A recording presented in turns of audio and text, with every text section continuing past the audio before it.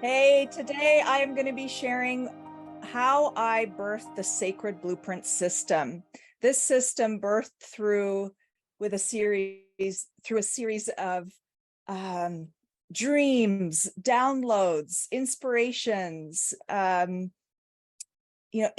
impulses that really shook my body and forced me to step out of the old paradigm, quit my job, and start revolutionizing architecture in a way that is heart-centered, compassionate, a way that acknowledges the existence of the spirit of place, the nature spirits, acknowledges the subtle realms and the world of spirit, and weaves this spiritual wisdom into practicing architecture, into a new way of practicing architecture. And this is very much a feminine approach, an approach that is riding on the rise of the divine feminine. We hear about this a lot, the rise of the divine feminine. And while this doesn't really have to do with men or women, sexual orientation in particular, but what this rising of the divine feminine is the rising of the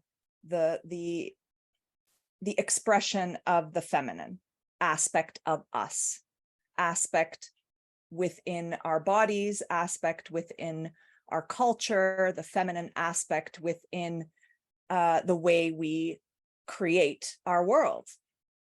And so we see this a lot now. More and more people are building offices and new systems that are more inspired by intuition, for example, working with the intuition. Well, the intuition is a feminine thing. It is a feminine, more mysterious realm. And for so many years, we have been working in a more masculine way. It's been more masculine dominated. Outcomes, product, making money, structures, systems, intellect. That's a big one, intellect. And this dominant intellect of the mind with a small m, I want to make a distinction there. I mean, there's the greater mind, which is more connected to the greater cosmos. But the mind that is maybe driven by small ego and the lower self, right? Dominating the scene of architecture, where we have a lot of designs, projects being birthed from the mind, from the intellect, from certain concepts that we are hanging on to, attaching to, drawing a bunch of lines on. I mean, I'm trying to explain this in the most, efficient way possible for you, because I'm not someone who speaks in black and white. So that's why I find it challenging.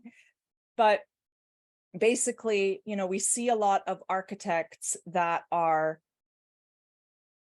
designing projects out from their intellect, and they are not connecting to their intuitions enough. They're not, which requires listening,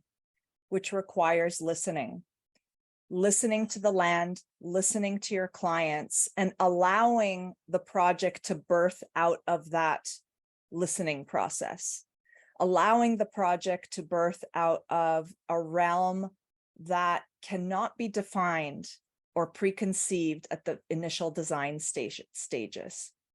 And while there are a lot of, architects that, they are birthing through this more mind intellect, they may say that they are actually spending time in the realm of their intuition, etc.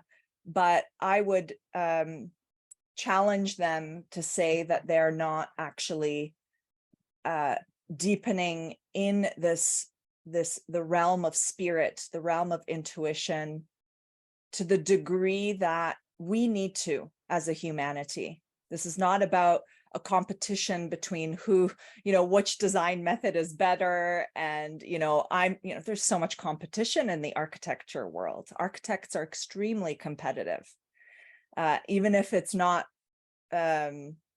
outwardly apparent on a subtle level. It is there. I was even competitive in university. I remember that. So the spirit, the feminine, tapping into our intuition. This awakening is a result of this rise of the divine feminine. And, ancient cultures, our indigenous brothers and sisters worked in a way with the land, communed with the land in a way that was much more balanced. The feminine and masculine aspects of forms of expression, walking this life and communing with each other, communing in society, communing, relating to each other. There was more of a balance there. Now, of course, I can't, tell you, give you specific examples because I am not, in what I mean is each culture has had high points and low points, and there were moments in time in these cultures where the balance was present. So that's what I want to say. Because it's not like ancient cultures and indigenous communities, like it means like that they were getting it right perfectly all throughout time. That's not true. But there were certain climaxes, you could say,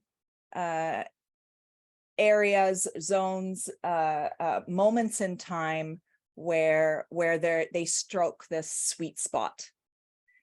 Ephesus is an example of that. The high times, especially in the Hellenistic period, before the Roman influence, the ancient city of Ephesus was an example of a high culture where they were mastering the bridge between masculine and feminine. They were bridging spirit with matter in the most impeccable, sophisticated way.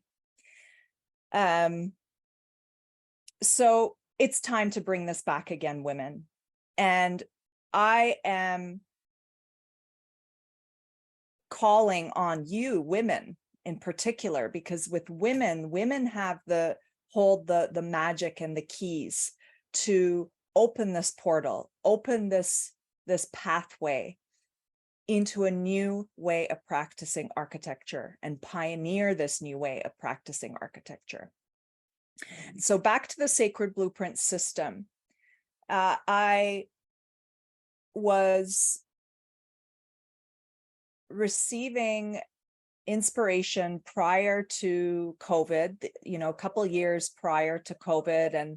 And I was guided to create this system when I was studying alchemical energy healing. So I am a certified alchemical energy healing practitioner, and this healing modality is based in the ancient Egyptian mysteries and draws also from indigenous wisdom, and was birthed by Nikki Scully.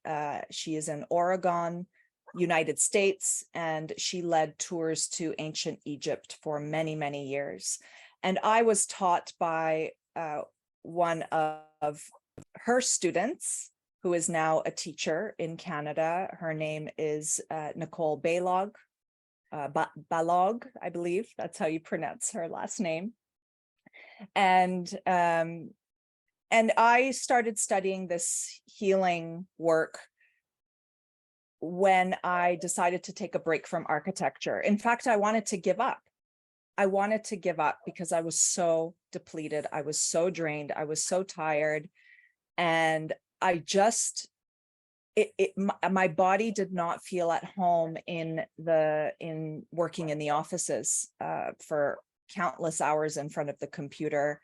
While we do have site visits, construction site visits, it's heavily computer oriented, based, and more than that, more than that, I mean, that's just kind of like a one aspect, more of an outer aspect. But the core aspect, or the core reason why I stepped out of the conventional system, is because I needed to start helping to build the temples of the future, of the new earth, through co-creating with the spirit of the land. And it's a path that I'm still discovering as it unfolds. And I'm being guided right now to certain locations in the world to start to build these temples. And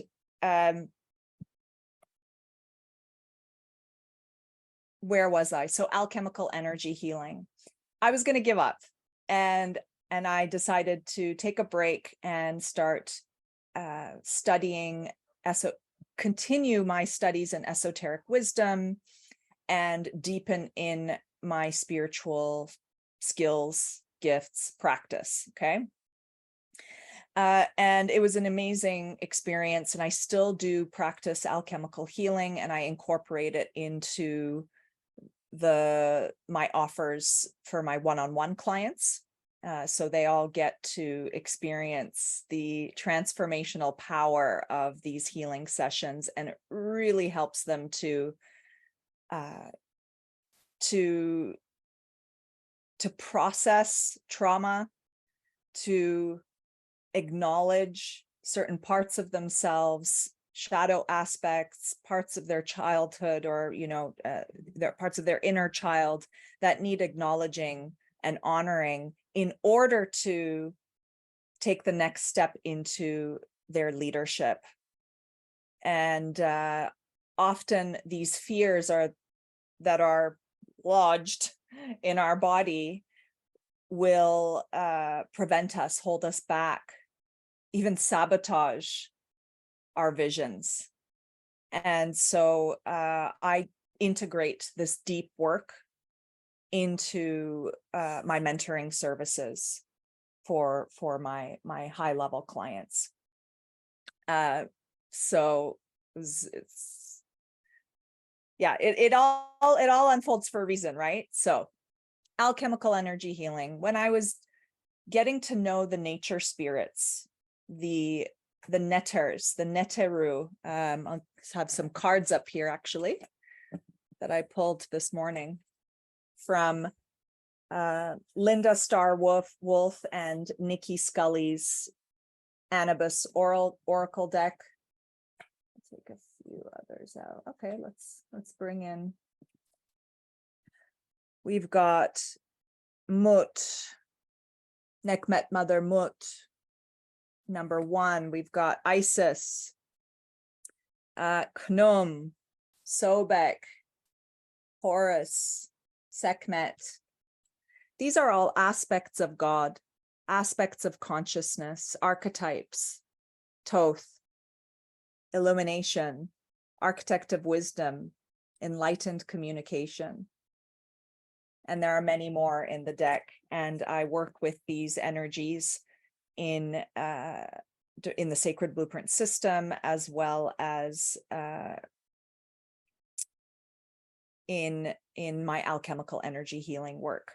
So when I was deepening in getting to know my guides and getting to know the netters, the neteru, there was one day where I received a really strong message, powerful message from them, telling me to not give up, and that I am here to birth and pioneer the new architecture by bridging spirit with form. And I remember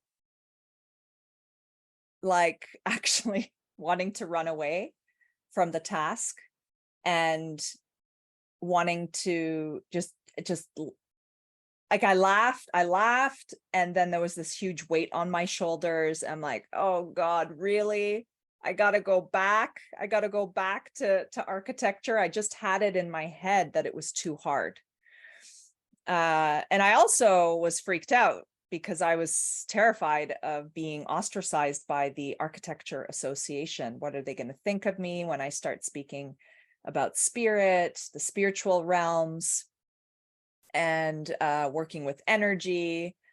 And, you know, that's all airy fairy stuff. That's all fluffy. Oh, you know, you can add that service on at the end. And I'm so happy that I listened.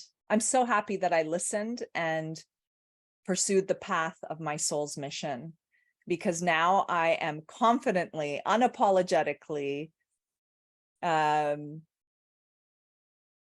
without people pleasing, expressing my truth and sharing how I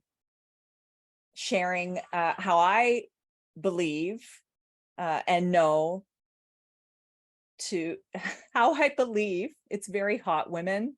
It's like 40 degrees today, Celsius. Okay. So it's taking me a bit of time to process my thoughts. How I believe architecture should be, what the process should be like in order to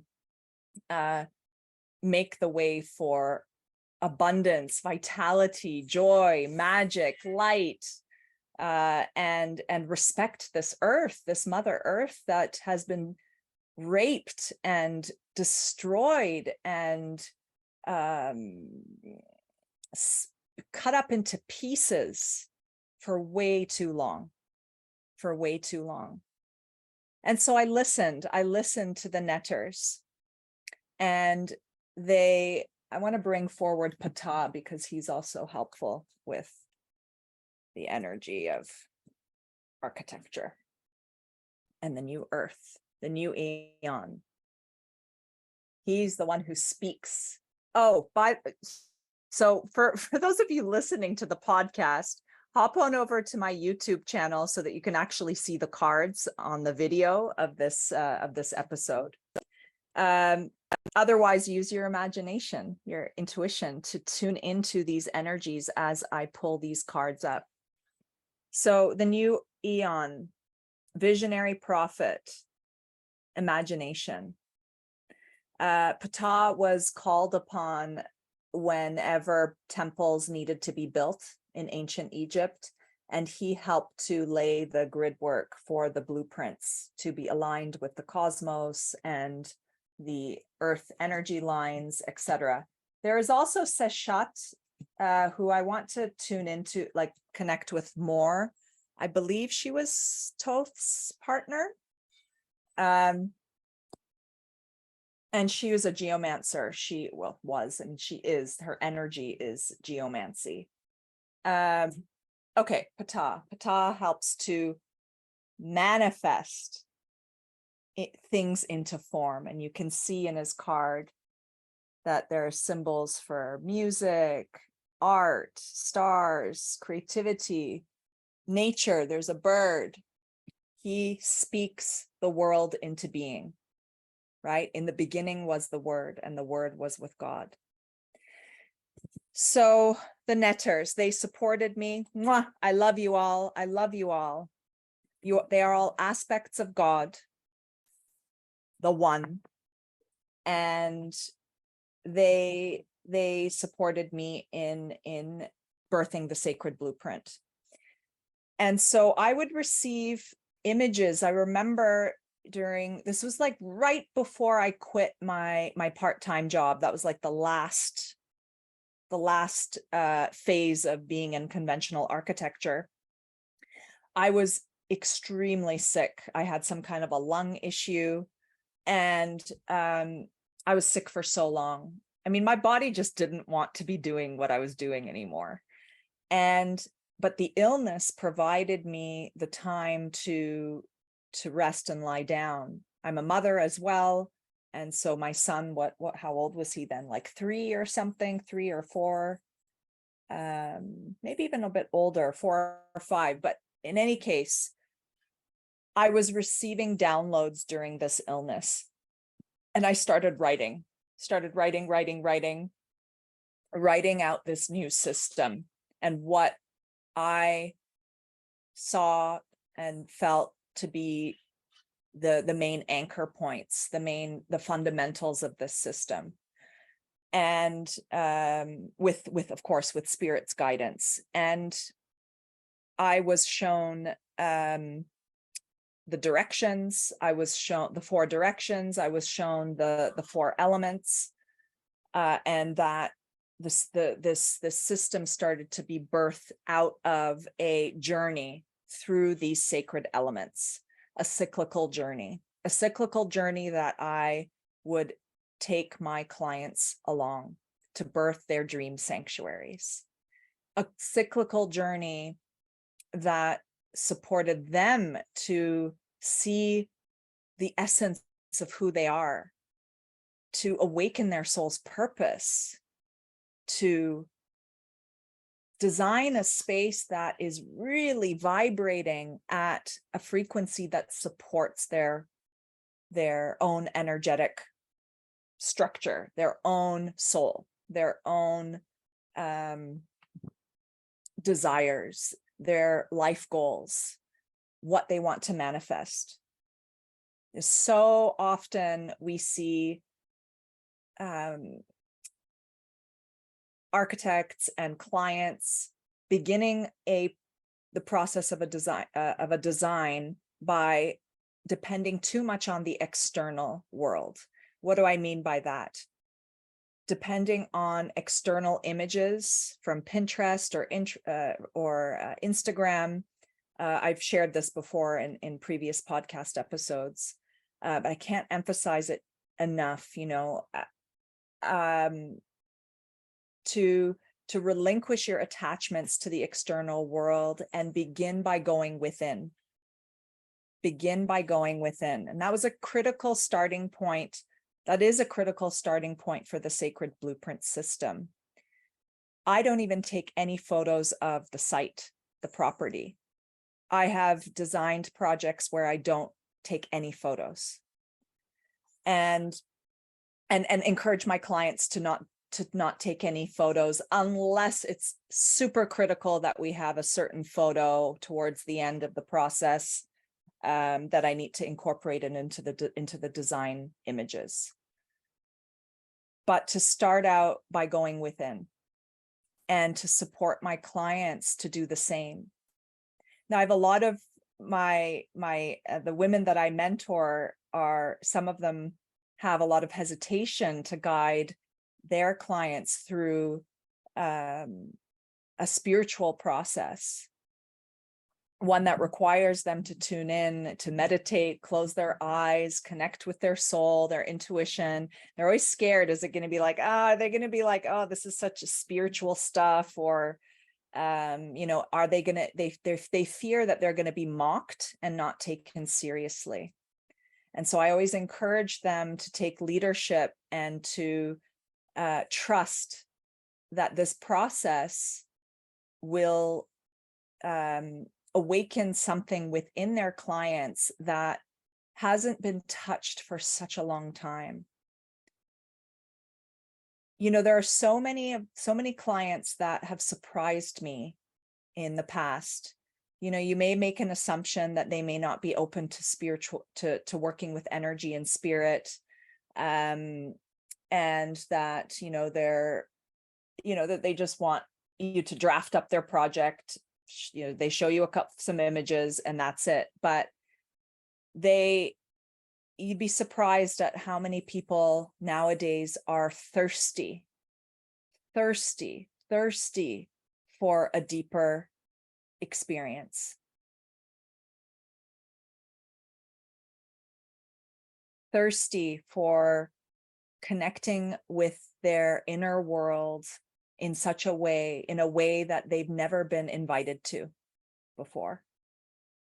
And so the sacred blueprint system does this. It supports my clients to be holding the reins to their own transformation process, to transform their property into their dream sanctuary, rather than me being the architect who comes up with all these layout options right at the beginning of the design process, rather than me being the architect that merely copies and drafts up the designs that are given to me from the onset, images that are passed on to me. Do this.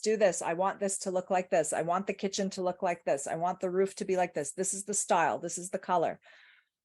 There's so much pressure too with that. And look, I'm not saying that every single architect on this planet needs to adopt the sacred blueprint system, although that would be pretty cool. Imagine what kind of architecture would birth from there. But what I'm saying is that everyone has their own path, and they're meant to create architecture in the way that they're meant to.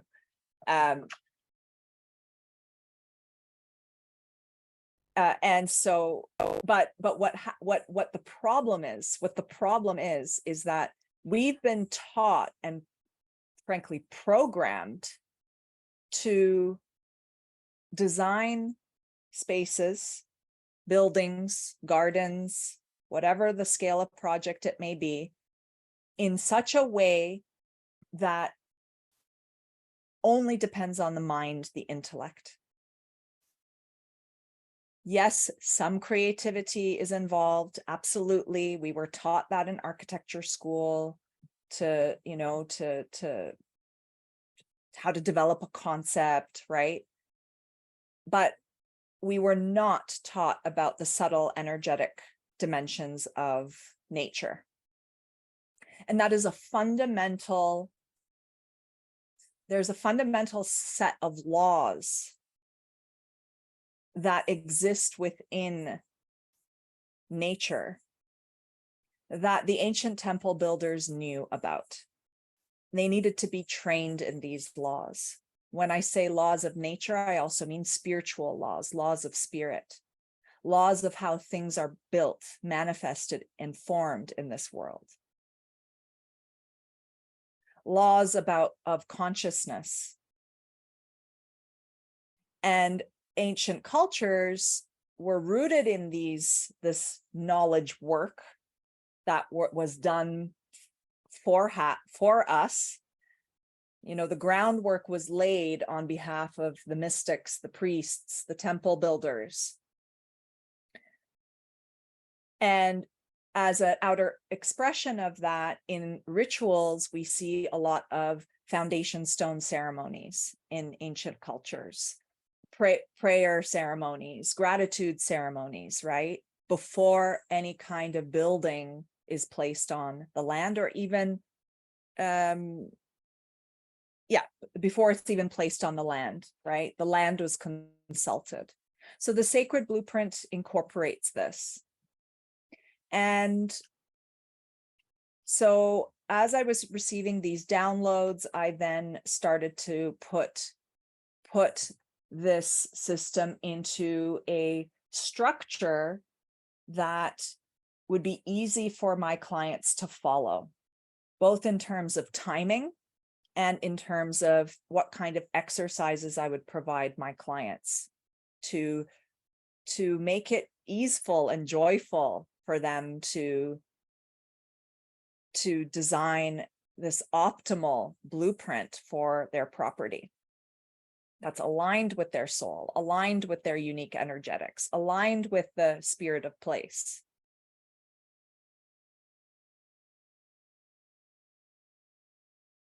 Now, this process isn't for everyone.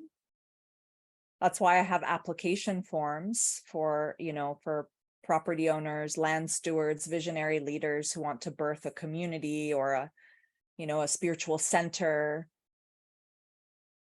a sanctuary that is their home. because it requires a certain willingness and openness to take an unconventional path, to play in the unknown, and to try on something new. So the sacred blueprint is now, you know, I wanted to share, it's like this living, breathing thing, essence, energy. It's a being in itself. And the sacred blueprint is not me. It's not my personal me. And I have to remind myself that too sometimes when I get bogged down, or, I run into some challenges with my business, or run into challenges even about how to express the sacred blueprint, share the sacred blueprint with the world. And I always remember, right, I am the steward for this being, this energy, this impulse, this system. And it is teaching me, it is informing me, it is growing me. So, each year as I deepen in the sacred blueprint system, by trying it on with my clients, I discover more and more profound aspects of it. So, women, if you are feeling the nudges to birth something yourself, and you're realizing you're starting to put a bunch of pieces of the puzzle together, and high chances you are at a stage of maturation of your womanhood where you are ready to start piecing those puzzle pieces together. And you're starting to connect the dots, like, oh, right, like I did, alchemical energy healing, right, that's directly connected to this new way of creating architecture. Oh my God, of course, that's why all these years I've been meditating and studying esoteric wisdom. And like, of course, that's totally connected to what I need to do. I taught as well for many years at a university in Turkey. And I realized, okay, right, I got the teaching skills there, right? So now I'm mentoring, I'm guiding women through this process, and a process of how they can birth their own modality. So if you're starting to feel this impulse birthing through you, I highly encourage you to keep on going. You may feel really scared to quit your job right now, or transform your current architecture practice. You may be scared to start speaking about energetic wisdom in the spotlight, in meetings with, developers and investors. And I'm not saying that every single conversation with every single person needs to be the same script in terms of how you're going to share that wisdom, but we've held back for too long, women. We've held back for too long, and we've been in hiding for too long. It's time to speak your truth. It's time to speak your wisdom.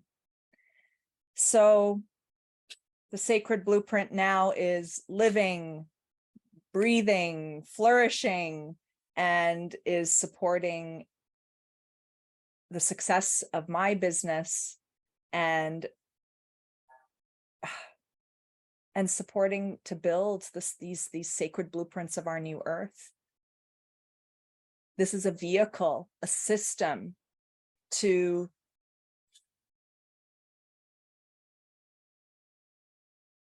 build the communities, the new housing systems, the new parks, the new cities,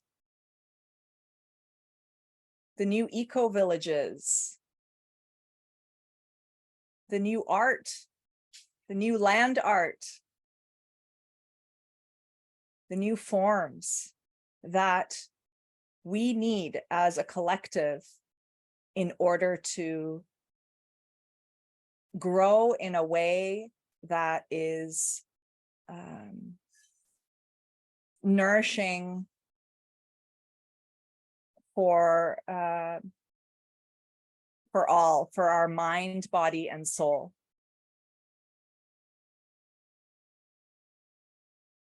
Nourishing for the next 7 generations. You may be hearing the chop saw. I love the sound of the chops. I had to leave the window open. The builders are building next door. They're working on our kitchen now. I'm so excited for our kitchen. I finally bought this stove that I love. It's by Smeg. And women, before, I could never afford high level things. And, you know, I am now successfully and abundantly supporting the construction of our home and able to invest in high level, beautiful materials that are nourishing. And yeah, so I'm excited about the kitchen. That's why you're maybe hearing some construction sounds. I don't know if you can with this microphone. Yes, women, building the new earth.